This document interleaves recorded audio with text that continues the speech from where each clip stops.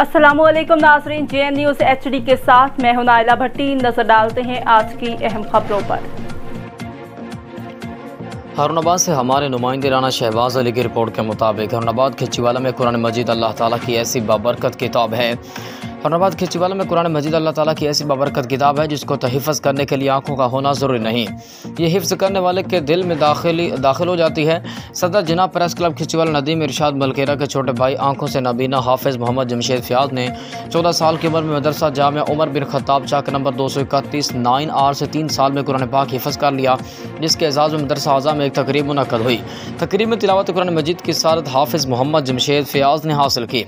तकरीब से मौलाना फजलुर रहमान ने खुसूसी खिताब किया, कुरान हिफ़्ज़ करने के मुतल्लिक़ रोशनी डाली और आखिर में दुआ खैर की।